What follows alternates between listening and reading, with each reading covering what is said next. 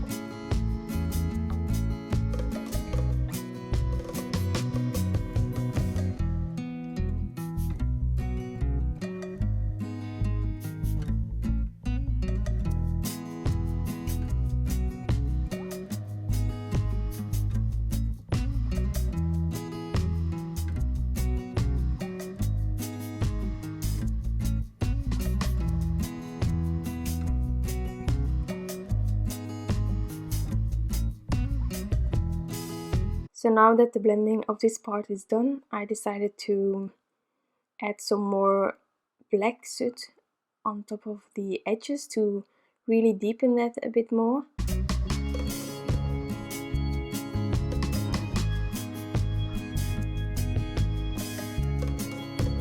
And as you saw me doing previously, I just took a piece of Post-it tape to put beneath my fingers so that I wouldn't leave any fingerprints on this panel.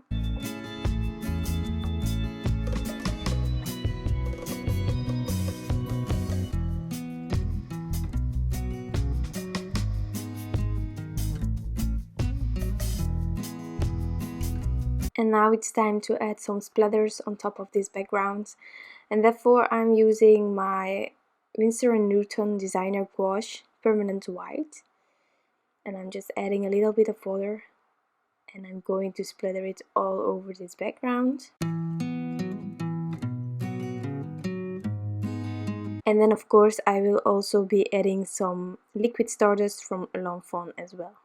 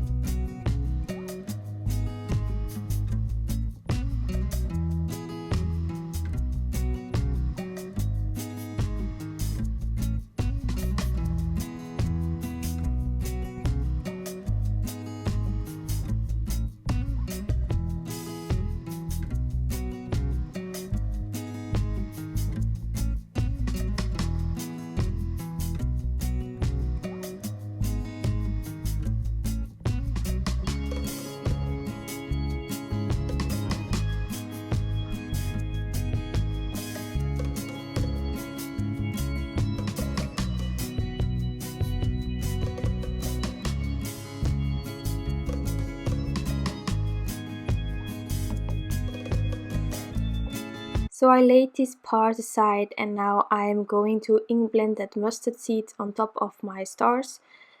Not doing anything fancy, just giving it a whole cover of this Distress Oxide ink.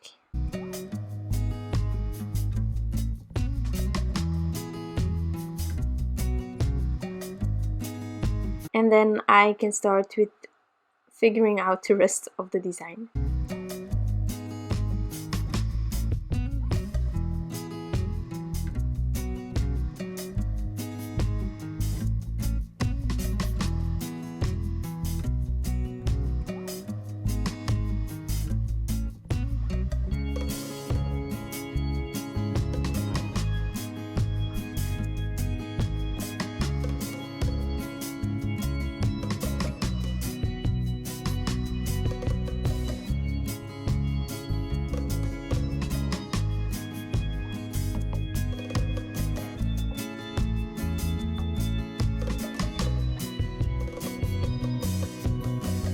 So for the bottom of my card, I decided to take one of the stitched cloud edges from My Favorite Things, and I am die cutting it from a piece of white cardstock. Maybe handy to know, I am using Neenah 110 over this whole card, so there is not any other cardstock that I'm using. So here I'm figuring out the width of this cloud and I'm just trimming it down with my paper trimmer.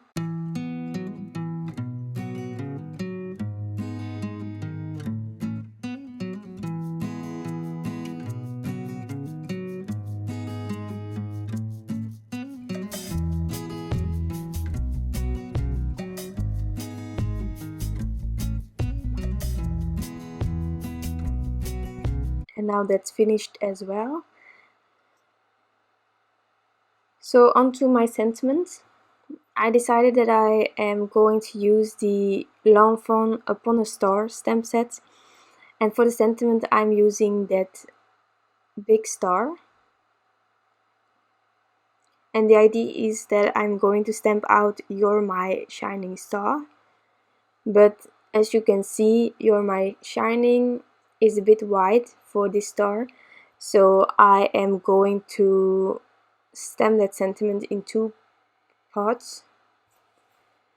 But first I am heat setting this star because Distress Oxide inks tend to stay wet a bit longer, and I wanted to get a crisp stamping going on of my sentiment.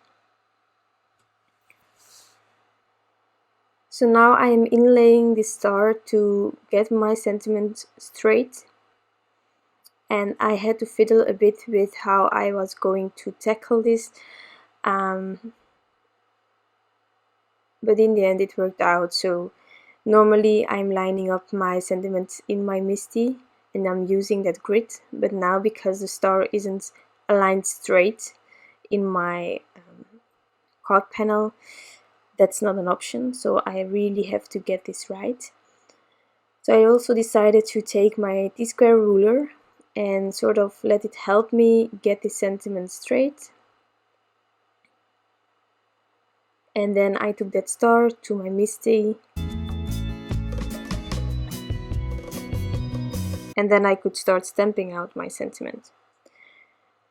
The ink that I'm using for that is my Gina K Design Amalgam ink. And as I told you before, I'm going to stamp this in 2 pieces.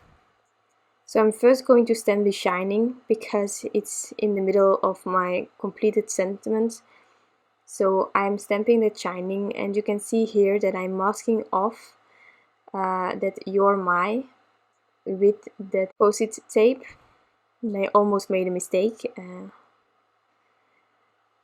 And then when I'm ready with that one, I'm first stamping the star so that my sentiment, this part of the sentiment, can dry first, and that I will not be smooching anything on my star.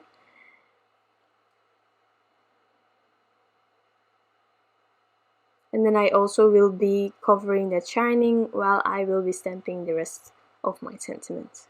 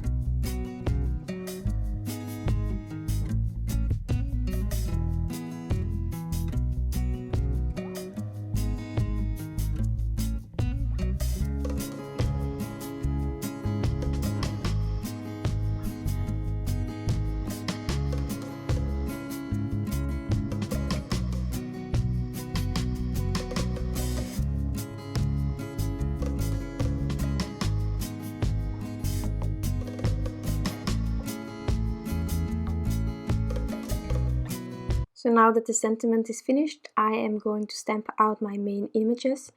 I was first thinking about that big fox and bunny alone, but then in the end you already saw that I added those little ones as well. It was just a bit too empty for me, but that you will see in the following part how I decided to add something more. So I'm going to stamp these images out on Neenah as well, using that same Gina K Design Amalgam ink, and then I will be coloring it in with my Copic Markers. For the 2 bunnies I will be using the same colors in the end, and also for the foxes, because I really liked these colors, and this way there was a bit of repetition in color, which I also don't mind.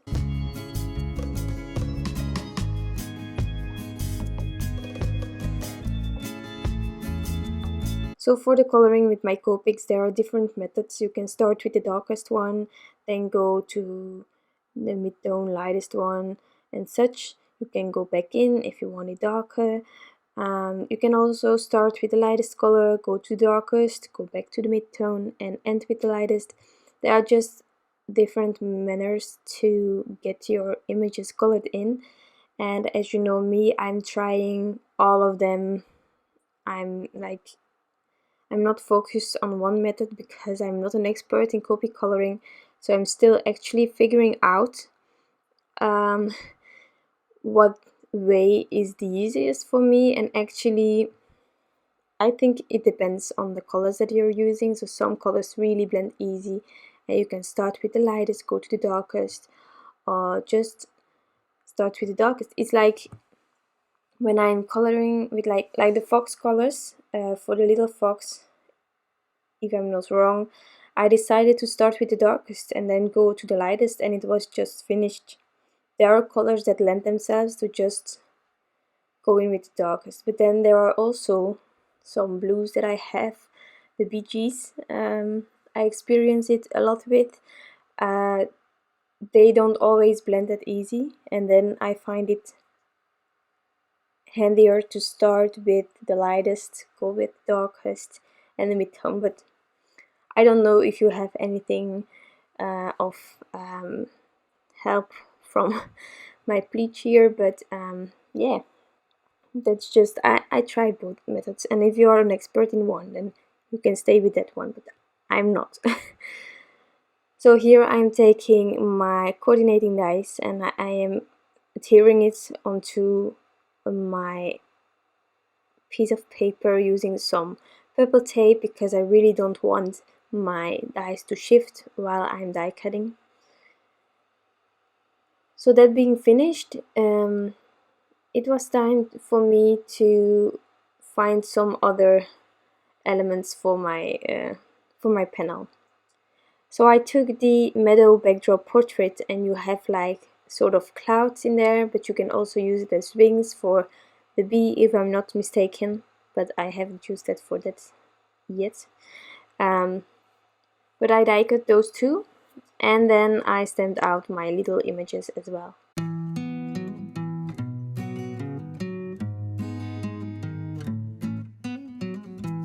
So you can see here I'm starting now with the darkest one, but you know how it goes.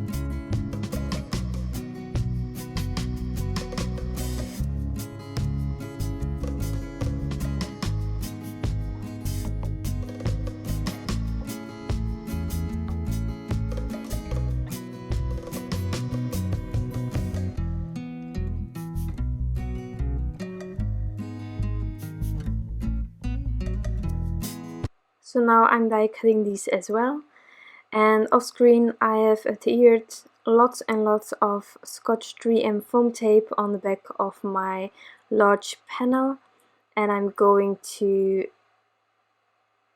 assemble my card. So that little piece that is lying there, I also want to add it with some foam tape. But because I don't know the exact placement, I'm first going to inlay all the stars using some Tombow liquid glue.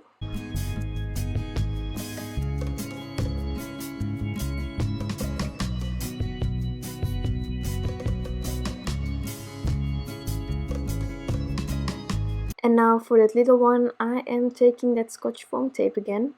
I've added it on the back, and now I am just placing it there.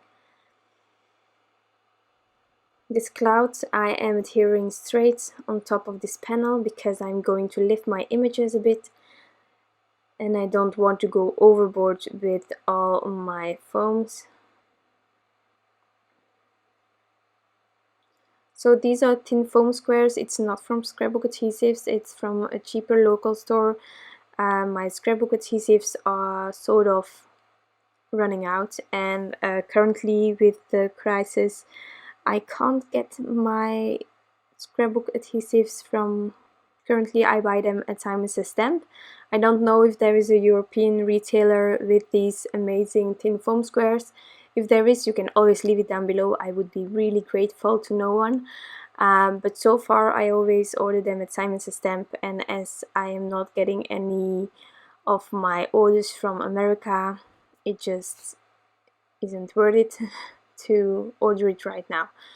But I have found these and I'm sort of happy with them. The height is perfect, but of course it's easier to peel off the backings from the scrapbook adhesives foam squares. But yeah, it's just I still have some and I am using them in my upcoming videos as well, but I'm trying to spread them over the different cards, so if I can, I use these cheaper ones if possible. So now everything is adhered and I am going to add some final details. I decided to do the edges of each cloud with my Stickles diamonds. I'm just going over the edges, but also on those little clouds that I have die cut from that Meadow backdrop. And then I will also add some glossy accents from Ranger on top of the noses from the bunnies. And then this card is finished. So I really hope that you like this card design and that this video was helpful for you. If you have any suggestions about them and how I create my videos, please leave them down below and I will try to make it work. If you have other questions, you know where to find me, and I'm hoping that you all are safe and that you have a wonderful day. Bye!